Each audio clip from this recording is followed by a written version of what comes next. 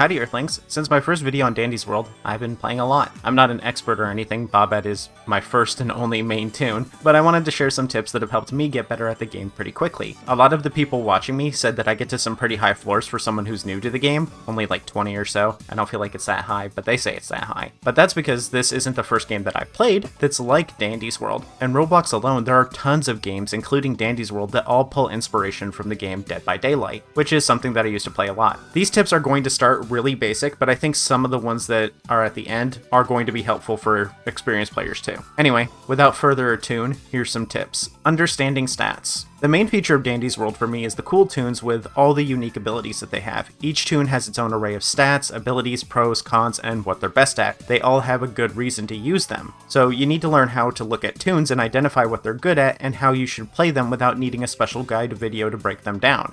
If you click on a toon on your toon selector or at Dandy's shop in the lobby, you'll see a bunch of stats. At the top is health. This is obvious, but as a regular toon, you have only 3 health. You can be hit 3 times before you get sent to the spectate screen. Skill checks affect the size of skill checks when you're using the extraction machines in a stage, as well as a bunch of other stuff involving skill checks. The more stars, the bigger the checks are, and the fewer you have, the smaller the check zones are. If you want hard numbers, you can check out the Dandy's World fandom wiki, but size isn't the only thing affecting them. The speed at which the ring moves on circle machines is altered as well. You can identify circle machines by the circular thing on the front of the machine. Skill checks also affects how much bonus extraction you get from hitting the sweet spot, the golden section, on a check meter. As you play, you're going to get better at doing checks, so this isn't the most important stat, but if you like extracting and you want runs to go faster, this is one of those stats that you should worry about when selecting a toon. But some toons that have a higher than average skill check might still be better suited for other roles in a party. I'll get into that in the next section. Movement speed, as you can guess, affects the speed at which your toons walk and run. Higher is faster. This can make a huge difference if you're playing the distractor role or playing alone. Distractor is a role where you get all the toons' attention and you go run around with them somewhere that's out of everyone's way. This makes the game go faster and safer for everyone because the other 7 players can all focus on finishing the machines. Movement speed is only part of the equation though, as characters like Louie have passive abilities that can make them better suited for it despite having average speed. Like all stats, trinkets can make up for bad stats too. Trinkets has its own section, I'll get to that soon. Stamina is how much stamina a toon has. 100 for 1 star and 200 for 5 stars. You need stamina to sprint. If you run out of it, you're in trouble, and it takes a long time to come back. You might also want to use your stealth to fill treadmill machines. Make sure to save yourself some in case you need to run as well, so don't use up all your stamina on those machines. Stealth affects how far away Twisted can see you and involves a priority system. Toons with lower stealth can pull Twisted that is chasing other players away from them. So if you have a distractor and you have less than 3 stealth, then stay far away from the distractor. As an example, Louie is our distractor, and he has 2 stealth. I'm playing Shrimpo, and he has 1 stealth. That means if I get close to the Twisted following Louie,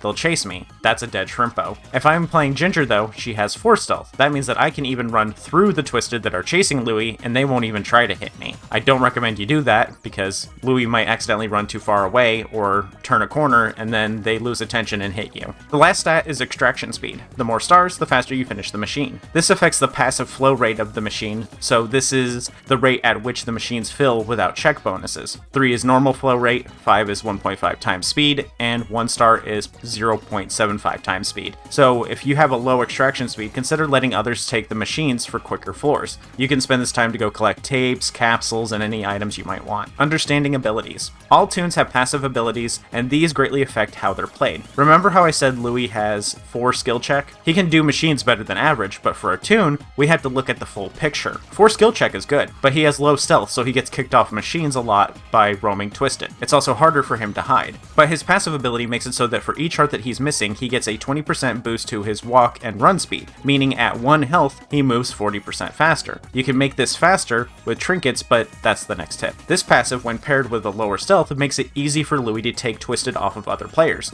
and then keep them distracted or lose them if he needs to. This makes Louie much better suited for distracting. The increased skill check is just likely something to fill the stat quota or just for solo play. By the way, if you see someone in chat typing something like who dis, D-I-S, that's short for for distractor. If we switch to Bobette, we can see that she has 2 health. That means that she's a main toon, but you can also tell by her colorful border. These ones are harder to unlock and in-game work as a status symbol among players. When I play a regular toon, people are meaner to me because they assume I'm a noob, which they're right. And when I play a main, people are nicer to me. They assume that because I have a main that I know what I'm doing. I kinda know what I'm doing, but I'd still say I'm a beginner. The more mains you have though, the more skilled people assume you are. This is a really inaccurate way to measure skill because all toons can be unlocked with enough playtime. Just because you play a lot doesn't mean you're good. I played Call of Duty for longer than some of you have been alive, thousands of hours, and hundreds of prestiges, but my kill-death ratio has never been higher than 1.5, which many consider to be average. So remember, playtime and skill are 2 completely different things. Anyway, Bob has 2 HP because she's a main, but mains get more abilities and stats as a trade-off. Her skill is 4, her move is 3, stamina is 5, stealth is 2, and extract is 2. Based on her stats, you might be scratching your head trying to figure out how this fits into a team. Her skill is high, but extract is low, so she wouldn't be a great extractor without trinkets. Her stamina is very high, and stealth is low, but movement speed is average, so she wouldn't make for a good distractor as most toons are the same speed or faster than her. Then we get to her passive, Festive Aura. She's out here joy maxing. Everyone in her ring moves 25% faster and has 50% increased stamina regen for 5 seconds. She's support. She helps toons get to where they're going faster, which means faster floors for everyone. She also has an active though. If you've ever played Overwatch, she's kinda like Mei. She turns into a present that can't take damage. When she does this, toons will hit negative IQ and forget where she is entirely. This can be great if she's ever caught while extracting or accidentally pulls away from the distractor. As you can see, stats say one thing about a character, while their abilities say another. Together, they make up the full character. Understanding trinkets. Trinkets are equipment that you can buy with Ichor, which I'll continue to pronounce incorrectly because I know it bothers you. But you can also get them by hitting max research on a Twisted. I'll explain research in the next one. For now, trinkets. Trinkets are great because you can use them to improve the shortcomings of a toon or make them even better at what they're already good at. For example, Dog Plush and Pink Bow. If you don't have these, it's because you've done less than 5 runs. Dog Plush is the reward for Maxi Toodle's research. It increases your walk speed by 10%. Pink Bow is from Poppy's research and makes you run 7.5% faster. You can also do Clown Horn and Ribbon Spool. Clown Horn is 10% faster walk and run speed on odd-numbered floors, and Ribbon Spool for even-numbered floors. Together, those equal more than if you did Pink Bow and Dog Plush. These are used by distractors because paired with their toon stats and passives, they're often able to outrun Twisted by just walking. Now let's take Bob. In order to even get Bob, you need 100 research on Twisted Bob. So she starts with Toy Kit. This trinket makes it so ring-based aura abilities increase in size by 25%. This is helpful but not the best thing ever, as most players will adjust and get used to the smaller size. I'm only using it for the holiday challenges.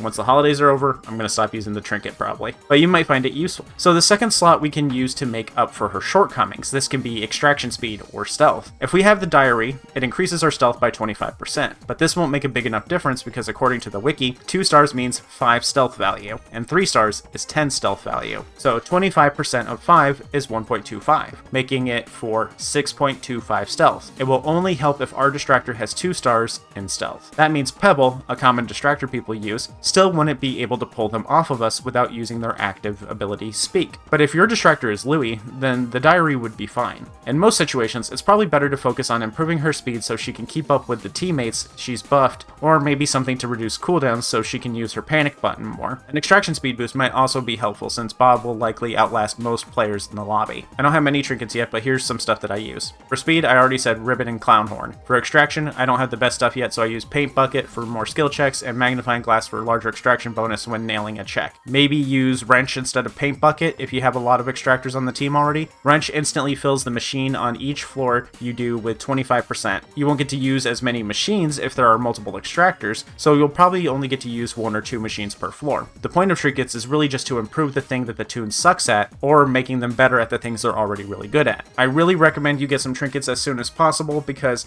some people, if they see you not having any trinkets equipped at all, they will know how new you are and they will just leave the lobby. So I think your priority should be to buy 1 toon that isn't boxed in or poppy, and then after that, immediately buy 2 trinkets. Understanding research. In order to get the majority of trinkets, you're going to need to get research. You'll also need research to unlock main toons and some regular toons. Research is gained in 2 ways, by interacting with capsules you find on the ground, and by starting a chase with a Twisted.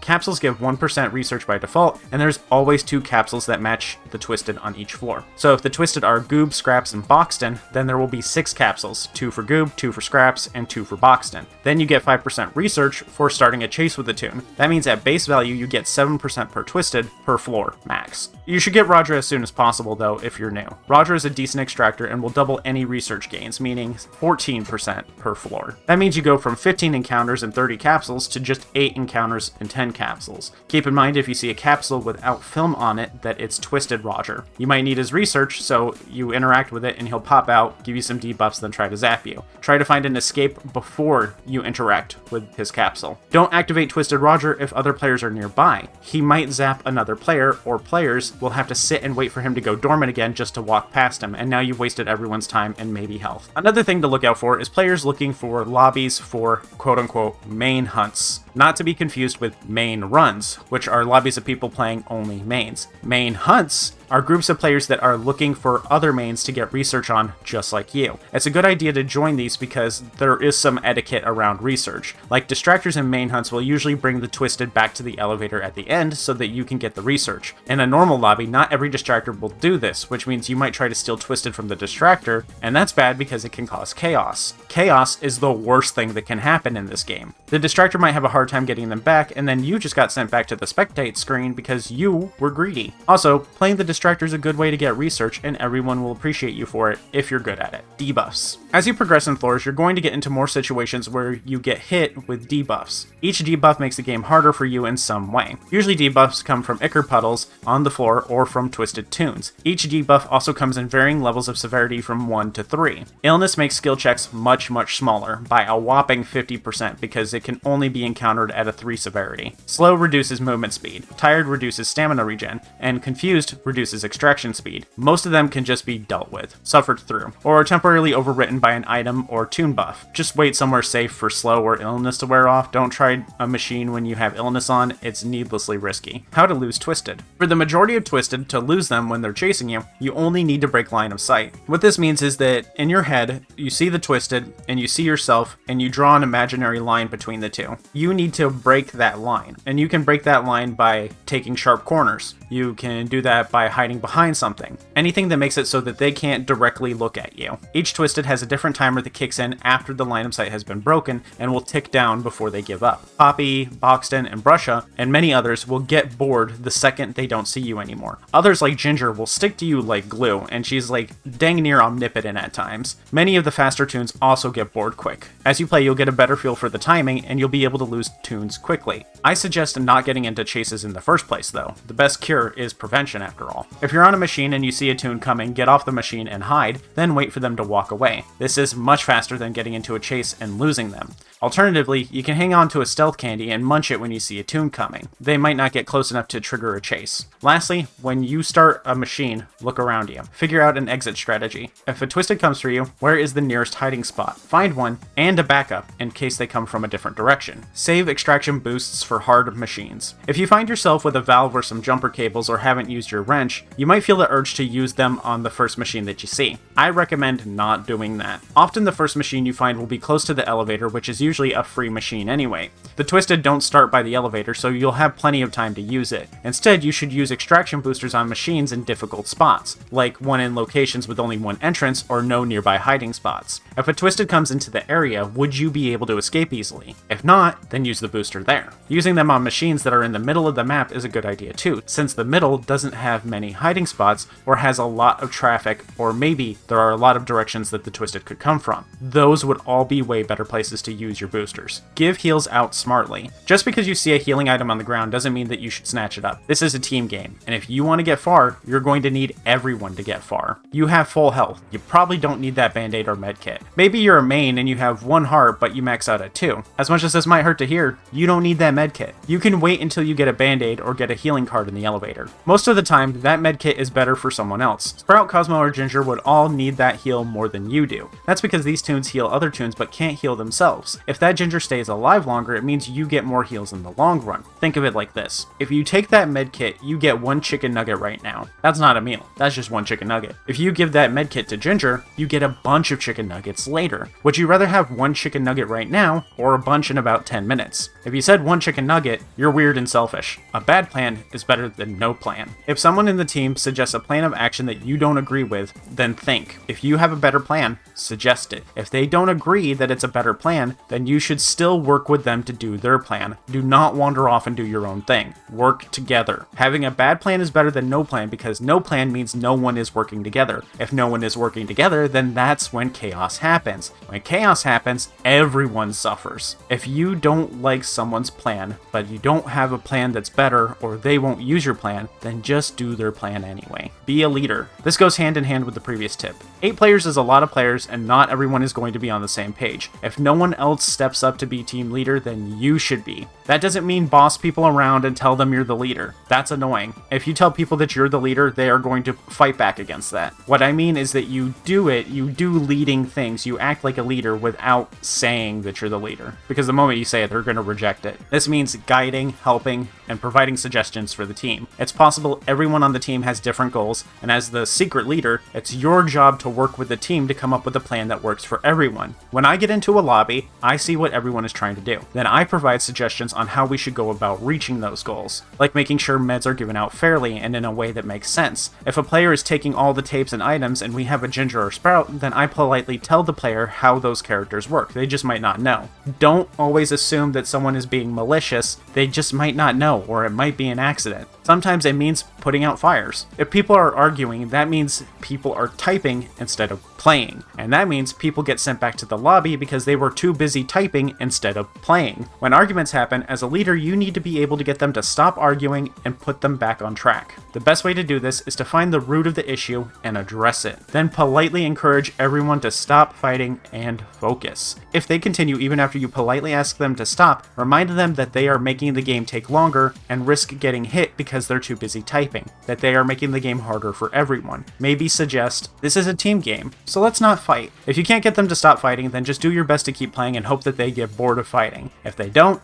then accept that this run might not last that long. I personally treat players like coworkers. I don't know you that well, I don't even really like you, but we're both here, so let's just shut up and do our job. And then we never have to talk to each other again until we're both on the same shift again. Alright, that's all my tips. If you liked this, let me know. I have more tips in mind. I had to cut out a bunch, otherwise it was going to be too long. I even have some hot takes like, you shouldn't heal anyone below floor 8. And you don't need a distractor, you need to play better. I don't know if everyone's ready to hear those quite yet, but anyway, thanks for watching. Don't forget to tip your alien. I take likes, subs, and enough ichor to make you sicker. Also supporters. If you want to support the channel, you can do so by becoming a supporter for as low as $1 a month on Patreon and members. When you do, you get your name read aloud at the end of every video like Nebazit, Aspirin Artist, Paper, Faye Penguin, Momentary Unicorn, Aurora the Puppy Moth, Nat, Marius Yini, Worm Syrup, Rask, Beef, Colorado Blue, Vaderson, Linky again, Rask, again, TG Dante, Willie Pete, Splackjack, and Molding Brick. I'll see you all later. I have to go eat candy off the floor. Bye. Also, Merry Christmas.